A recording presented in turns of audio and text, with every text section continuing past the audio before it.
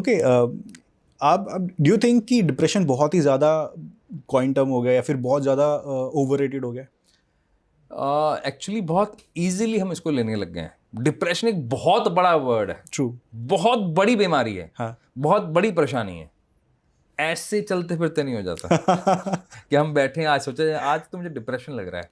हाँ। तो ऐसा नहीं होता। डिप्रेशन एक बहुत लॉन्ग टर्म प्रोसेस है, तब जाकर कहीं डिप्रेशन की स्टेट आती है। तो ये छोटी मोटी चीज़ें होती रहती हैं। डिप्रेशन ये भी हो सकता है कि यार मैं ना उस मीटिंग में गया ना, मेरे साथ बॉस ने अच्छी तरह बात नहीं करी, मेरे क्लाइंट ने ना मुझे अच्छी तरह ट्रीट नहीं किया, मैं उस मीट में गया था, वहाँ पे भी लोगों ने मुझे इज्जत नहीं दी। राइट। तो उसको लेकर आप सोचते रहो, तो वो तो स्वाभाविक है ना, मुझे अच्छा नहीं लगा तो मुझे बुरा लगेगा। एक्चुअली में डिप्रेशन से ज़्यादा जो ओवर रेटेड है ना, वो है पॉजिटिविटी। ये जो इतना बार बता दिया गया ना पॉजिटिव सोचो, हम गधे हैं कैसे पॉजिटिव सोच रहे? अरे मेरे को अगर आपने कुछ बोला है तो मुझे बुरा नहीं लगे। मैं भगवान नहीं पैदा हुआ, मैं संत पैदा नहीं हुआ, मैं एक इंसान हूँ, इंसान रहने दो, मुझे भगवान ना बनाओ। अगर मेरे को मेरी वाइफ ने कुछ बोला है, या मेरे बेटे से मेरी कोई बहस हुई है, या मेरे पापा ने कुछ बोला है, या मेरे कलीग ने कुछ बोला है, तो मुझे बुरा लगेगा। मेरी गाड़ी अगर सड़क पर ठुकी है तो मेरे को बुरा लगेगा। सब मतलब ये है, मैं वहाँ रिएक्ट करूँ या रेस्पॉन्स करूँ।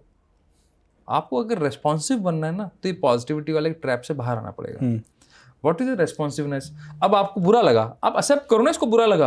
अब हम क्या करते हैं, अंदर तो खाली है ऐसे नहीं हो पाएगा। Thank you universe. ऐसे अरे भाई बोलना पड़ेगा यार। आप उसको मत बोलो। मैं ये नहीं कह रहा हूँ कि सड़क पर लड़ने लग जाओ, वाइफ से झगड़ा करो, बच्चों।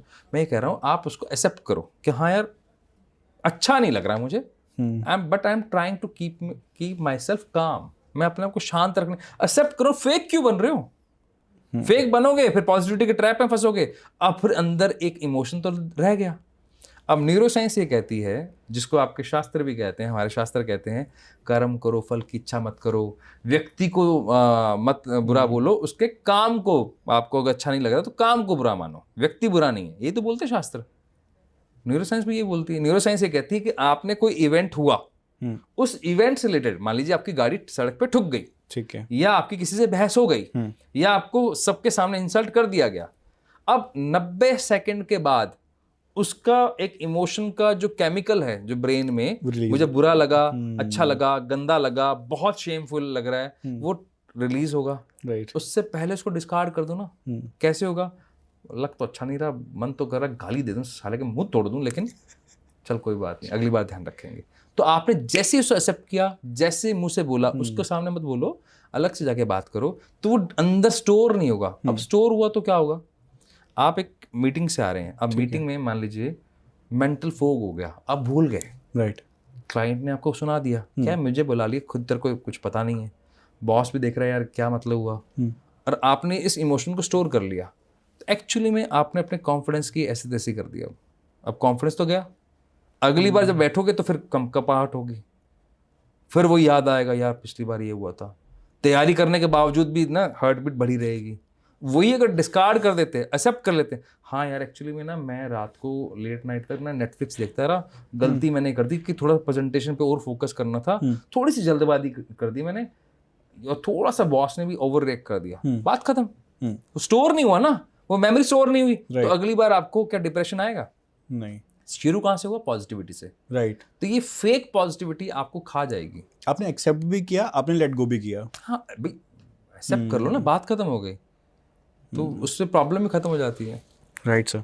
ओके सर, इसी बात में ना कुछ लोग बोलते हैं कि यार जैसे यू सेड कि just express it, right, and मतलब बता दो कि हाँ यार लग गया बुरा। कुछ लोग होते हैं ना जो कहते हैं कि यार हमें तो नहीं पता, हम तो कह देते हैं जो है मुंह पे, हम ना हम नहीं रोकते अपने पास, हम तो कह देते हैं, बुरा लगे या अच्छा लगे भाई हम तो ऐसे ही हैं।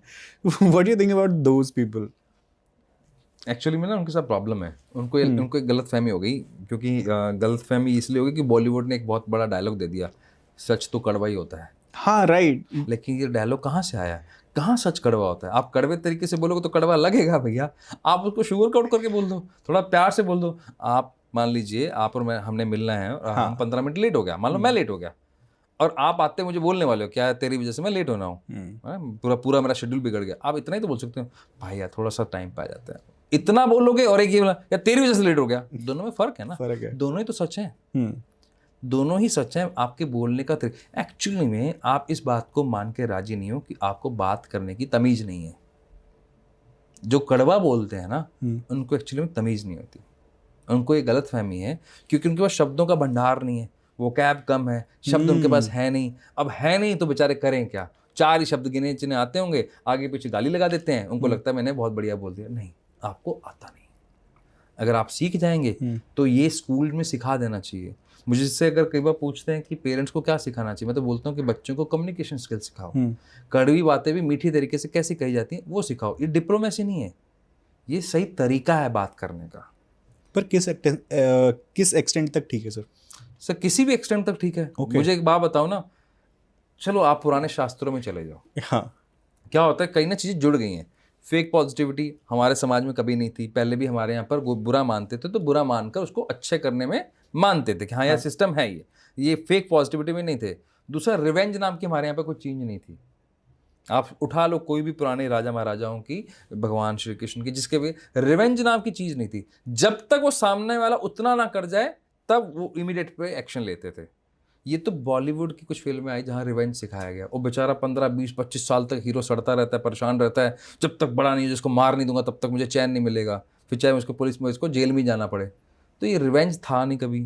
तो ये जो आप कह रहे हो ना, जो मुझसे सवाल पूछ रहे हो किस एक्सटेंट तक क्या हो जाएगा इसके अंदर, मैं एक अभिषेक के साथ एक पॉडकास्ट में था, मुझे बहुत अच्छी बात बोली। हाँ, आप ये नोट कर लो कि सामने वाला व्यक्ति आपकी लाइफ में क्या 1 मिनट के लिए, 1 दिन के लिए, 1 साल के लिए कि 10 साल के लिए, यानी कि जो इवेंट है आप उस हिसाब से तो रिएक्ट करोगे। मान लो मुझे आपके साथ सारी ज़िंदगी रहना है तो आपकी छोटी बातें इग्नोर करूंगा ही नहीं करूंगा। अब मेरा आपके साथ लेना देना नहीं है, अगली बार हमारी कोई मीटिंग नहीं होनी, अगले आप सड़क से जा रहे हैं, मैं सड़क से जा रहा हूँ, तो मान लो आपकी वहाँ पे मेरी कोई भिड़ंत हो गई, कार ठुक गई, कोई बदतमीजी हो गई, तो भी मैं क्यों करूँ, आपने तो चले ही जाना है। तो आपका या मेरा आपकी लाइफ में क्या वैल्यू है? तो दोनों ही तरह से देखना है ना। तो रिवेंज नाम का कोई चक्कर नहीं है, पॉजिटिविटी नाम की कोई चीज़ नहीं होती। We are human beings. चोट लगेगी तो दर्द भी होगा, उसे महसूस करना पड़ेगा, रेस्पॉन्सिव बनना पड़ेगा। Okay, thank you sir.